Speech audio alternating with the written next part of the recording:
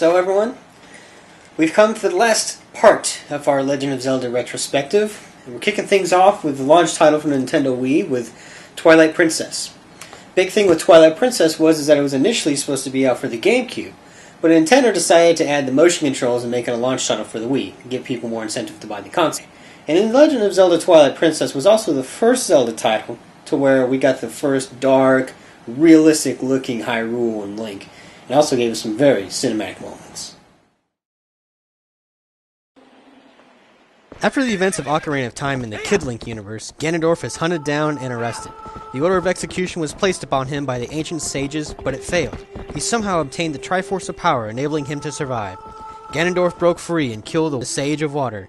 The other sages quickly rose to arms and activated the Mirror of Twilight, which banished Ganondorf into the Twilight Realm. Twilight Princess takes place hundreds of years after this event.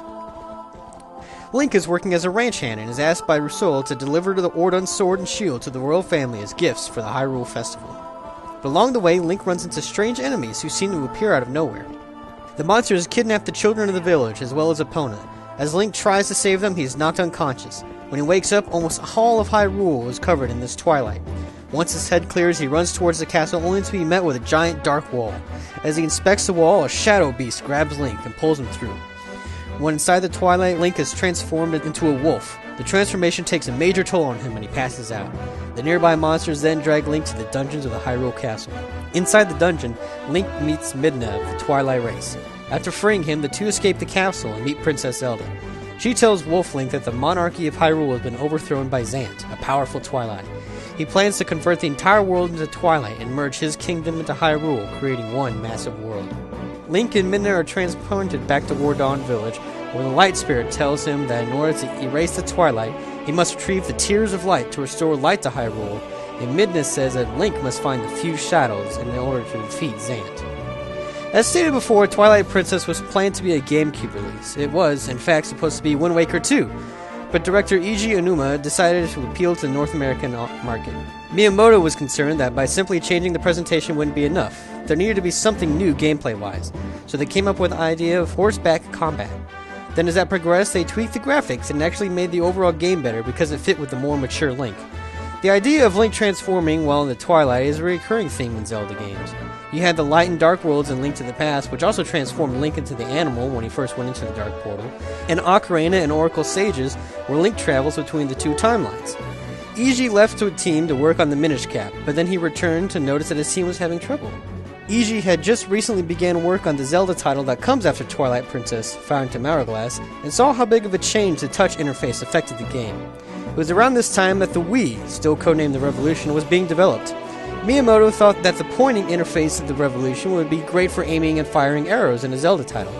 Eiji considered, but didn't go with the idea just yet. Jump to 2005, Eiji was getting extremely excited to create a brand new Zelda on the Wii, but needed to finish Twilight Princess first. The team had created a small tech demo using the Wii with firing arrows, and Eiji decided that this was the best way to proceed. But he was afraid about disappointing consumers by pushing back the GameCube release, and then releasing the same game a year later on a different console. So Saruto Iwata, president and CEO of Nintendo, said that in the end, releasing both games simultaneously would satisfy the most customers as opposed to releasing them separately. Eiji began working on both projects at the same time. Thankfully, the programming architecture of the Wii was very similar to the GameCube. The major challenge was getting the control scheme just right. They needed a new interface to control the camera and the fighting mechanics, so they created a prototype where the player actually swung the remote to swing the sword. Eiji said it felt really strange to swing the remote with the right hand when Link is actually left-handed, so they decided to get rid of the swinging mechanics and went with a button press to slice. In mid-2006, staff members at Nintendo stated that the current demo of Twilight Princess for the Wii was difficult to control. Eiji studied the game and realized that the method that the team had implemented towards the Wii controls was actually forcing the user to adapt, instead of gradually learning and making the overall system easy to use. So he sat down with Miyamoto and focused on comfort and ease. They reworked the camera and the game control so the player didn't accidentally hit buttons he didn't want to, and the sword would change back to motion.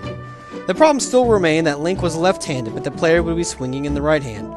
And the release date was nearing, so the team just couldn't create an entirely new Link model, so they decided to flip the entire game. Just mirror image everything. Now Link was right-handed, and any reference to a compass direction were changed. So if you play the GameCube version, you'll see that Link is actually left-handed. The next year we got our first Legend of Zelda on Nintendo's newest handheld, the Nintendo DS, entitled The Phantom Hourglass. Now this was actually a direct sequel to Wind Waker, and utilizing the touchscreen on the DS, we got some new mechanics that we had never seen before in a Legend of Zelda title. Released in 2007, Phantom Hourglass is a direct sequel to Wind Waker, and it takes place a few months after it. Link and Tetra are still sailing in her pirate ship when they hear tales of a ghost ship abducting nearby residents. Tetra thinks it's just pirates and goes to investigate. When they near the location of the disappearances, a ship appears out of the fog. Tetra jumps on board to explore, but when Link hears her screams, he jumps after her, but misses the boat and falls into the water. Link winds up on the shores of the Mackay Islands. He teams up with a fairy named Celia and explores the area. Link finds a phantom hourglass. He then runs into an old man, wishes to help Link and locate the ghost ship and reunite him with Tetra. Afterwards, Link recruits Captain Linebeck. He uses ships to travel to the nearby islands. It is revealed that he must locate the spirits of the courage, wisdom, and power which will help him fight the ghost ship. Afterwards, he will go into the Temple of the Ocean King. Unfortunately, staying in the temple too long will drain life of anybody in it. Luckily, the Phantom Hourglass will prolong such a disaster. Initially developed to be a Four Swords adventure for the DS, Phantom Hourglass was a showpiece to display the Nintendo DS's capabilities. Using both screens at the same time, Nintendo believed that this would really immerse the player in the game. It was the touchscreen on the bottom that the player controlled Link through swiping motions. You could also use the touch controls to open doors, plot out a course for your ship, and even wrote notes on maps. 2 years later, we would get another addition into the Wind Waker storyline. This one would be set 100 years afterwards in the new Hyrule discovered by Link and Tetra. This means no more water. We're taking trains. After defeating Bellum in the Phantom Hourglass, Link and Tetra set out to find a new land. Coming upon an uninhabited continent, they name it New Hyrule. An age of peace ensues, and the spirits of the good watch over the people. But this peace wouldn't last forever, and the Demon King Malladus rose to power, seeking to destroy the New Hyrule. The spirits of good came down from the heavens. While they could subdue Malladus, they could not defeat him. So they sealed him deep in the earth, and held by giant shackles, they constructed the Tower of Spirits on top of him. But during the fight with Malladus, the spirits ascended into heaven, which left New Hyrule void of spirits or demons. As life went on, New Hyrule bloomed, and the shackles that were used to hold Malladus became train tracks. Spirit Tracks begins with Link visiting Hyrule Castle to attend a graduation ceremony where the title of Royal Engineer will be bestowed upon him. Afterwards, Zelda asks to speak to Link privately. She states that the tracks across Hyrule have been disappearing, and she believes Chancellor Cole has some part in it. The two sneak out of the castle to investigate with the help of Link's mentor, Alfonso. As they head to the Tower of Spirits, the tracks beneath them disappear and the train derails. After coming to, they are met with Chancellor Cole and his right-hand man, Byron.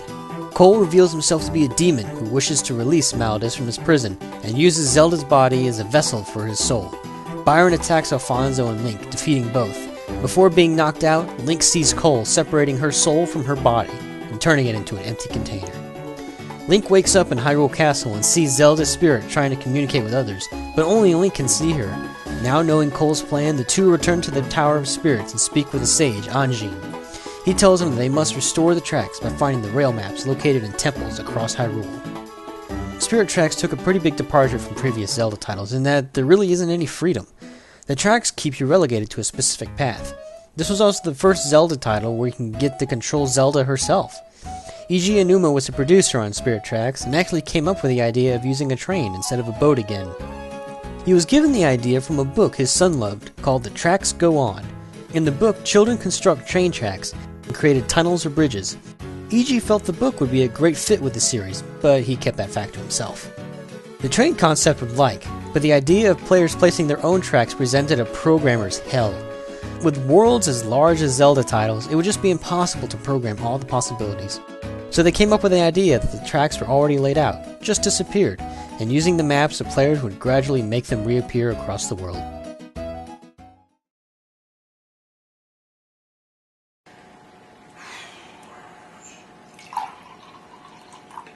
Oh, you're back. You scared the crap out of me. Alright, so, like I said in the part 3 of this retrospective, I would discuss the so-called Zelda Timeline. Now, let's clarify some things first. there isn't an established Zelda timeline. Nintendo has never published anything. They've never said anything official about it. I think the fans have pretty much forced Nintendo to admit that there's some sort of timeline, even though they really didn't plan on one. I mean, just look at Twilight Princess. Twilight Princess was a direct reaction to fans wanting a more darker, realistic Zelda game. I mean, remember, it was supposed to be Wind Waker 2. So Nintendo does listen to its fans, I think to a fault, almost. Now, when I'm giving my personal opinion on this Zelda timeline, this is my opinion, okay? Which means, you're probably going to be able to pick apart some things in it and prove me wrong in some areas. I mean, I'm not Dustin Hoffman here. I don't remember a lot of the character names and enemies. I mean, there are some, Zelda fans out there that have memorized, that can create a Zelda dungeon on a graph paper straight from memory. I mean, I've played all the Zelda games and I enjoy them all. I am not that type of person. So, let's just start at the beginning. You got Zelda 1 for the NES. And you have Zelda 2 also for the NES. Now we know for a fact Zelda 2 is a direct sequel to Zelda 1. I mean, it says that in the instruction booklet. I mean, and in the fact that it's Zelda 2, a direct sequel to the very first game. Now, when Nintendo was making these games, I don't believe they had any idea what this massive, ridiculous success the game would be. I really don't believe they did. I think they were like, hey, this game's going to be good, let's put this out, and the fan reaction was insane. So whenever, A Link to the Past came out, they didn't call it Zelda 3, because I think initially, Nintendo said, alright, Zelda 1 and 2, there you go. Zelda 3, no, we'll call it A Link to the Past. I believe they see each Zelda game as almost like a Mario game, where if you try hard enough, I'm sure you could find or create or fabricate some sort of a timeline with Mario. There's got to be somebody out there that has created this. So I'm pretty sure you could be able to fabricate something out of the Zelda timeline in the same way, even though there are, aspects of each game that contradiction. I mean, let's look at Minish Cap. I stated that Minish Cap is absolutely the very first Zelda title out there. Reason being is because there is no Temple of Time, there is no Hero of Time, and Link himself doesn't even have the legendary tunic and cap. He gets the cap at the very end.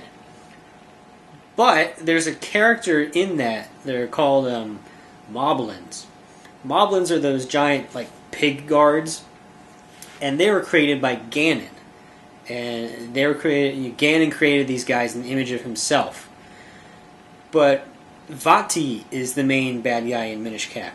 We don't see Ganon. Ganon doesn't really exist yet. So while Minish Cap is, arguably the first in the lineage of it, there are aspects in the game that contradict that because Ganon doesn't exist yet, and it's just a mess. But for the sake of this argument, let's just say Minish Cap is the first Zelda game, okay? Boom.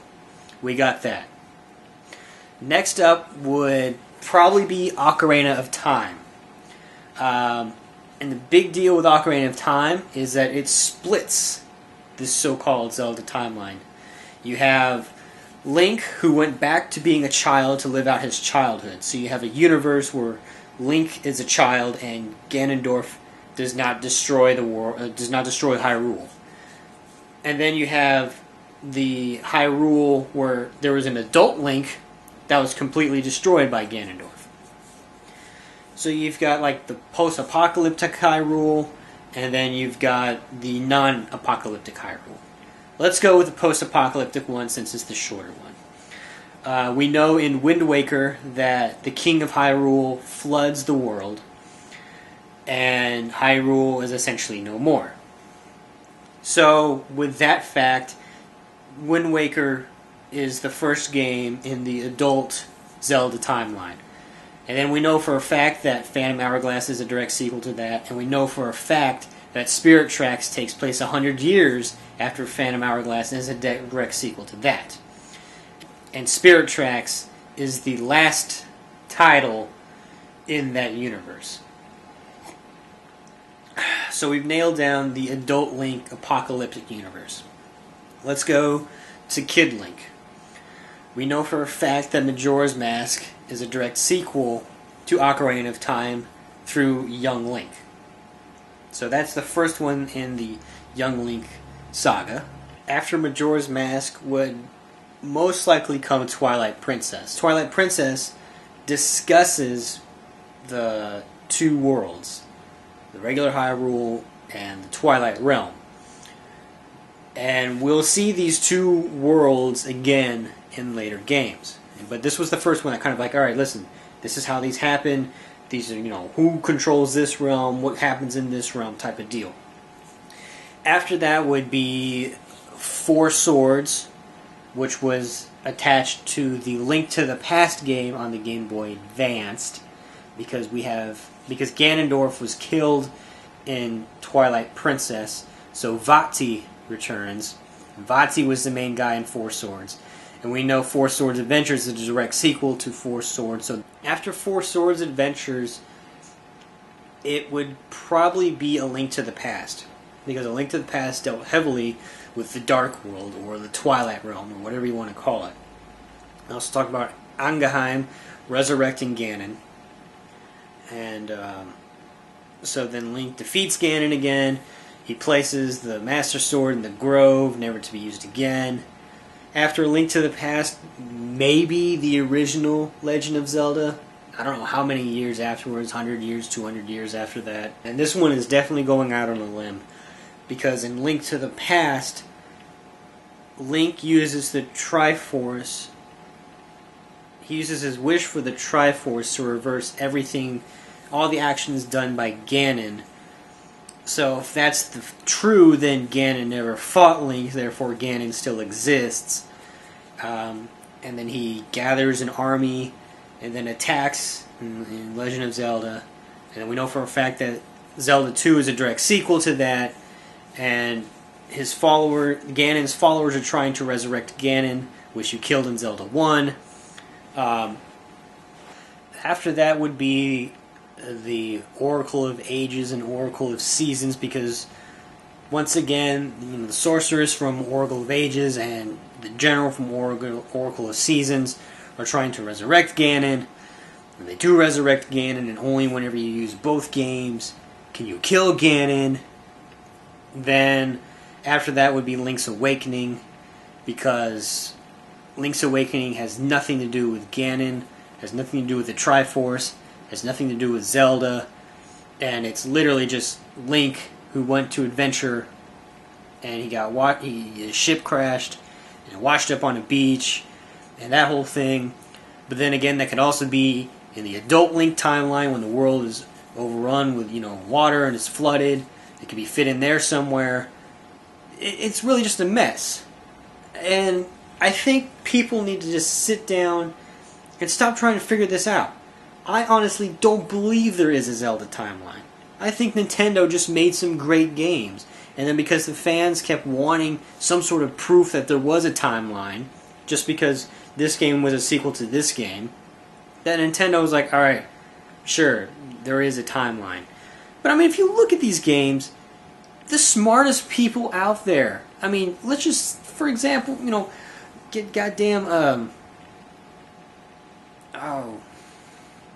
get Nicolas Cage. National Treasure Nicolas Cage couldn't figure this out. I mean, come on. I think people just need to stop wondering if there is a timeline and just enjoy the games. Have fun. These games are awesome. I mean, we don't need a timeline. It's not integral to the story. Each game is its own compact story. I mean, just because this game is a sequel to this game, or this game is a sequel to this game, does not mean that they're all tied in. I mean, I did not even talk about the CDI games because those aren't official Zelda games. So are we going to throw those into the timeline? What about the mangas that came out in Japan? Or the TV show, that terrible, terrible TV show Where does that fit in? Or what about Link in Smash Bros? And in the most recent one, there's Zelda, Link, and Ganondorf are in that. So does that fit in there somewhere? It doesn't, because there isn't a timeline. As much as we'd like to create one, and as much as I try to formulate something, I think we just need to let it go. Let the idea of a timeline go. Until Nintendo itself says, this is what happened, and these are exactly how these 3 games, 4 games are in this universe, how these games and these games are connected in this universe. I just don't see it. I mean, where the hell would Link's crossbow training fit in? I didn't even cover that because I don't consider that a Zelda game. That is literally an on-rail shooter. And it was just for an incentive to buy the Wii Zapper. There wasn't a storyline. I mean, it used the Twilight Princess graphics engine. So is it tied into Twilight Princess? Is it a prequel to Twilight Princess? Is it a sequel to it? Does it happen during Twilight Princess that we didn't know about? I mean, is it one of those, like, the Dragon Ball Z movies, which don't fit in any place at all in the timeline, yet they exist? So I definitively say that there cannot be a timeline. As much as you'd like there to be one, I instead believe that you should just play the games. Just play the games. Have fun. Sit down. Become a kid again, like you were younger, playing Zelda for the first time. Whether it was on the NES or your Game Boy, or even if, Twilight Princess was your first Zelda title. I think you should just sit down and enjoy these. I don't think you should think so much about them. Just have fun, relax, enjoy them. And I'm glad you guys joined me on this 4-part retrospective through the Zelda universe. I hope you learned something. I know I did. There was a lot of things I did not know about. And I cannot wait for the new Zelda titles to come out, because I know Nintendo's just going to continue to surprise us. Whether it's, different storylines, different game mechanics. I mean, who knows what... What was that?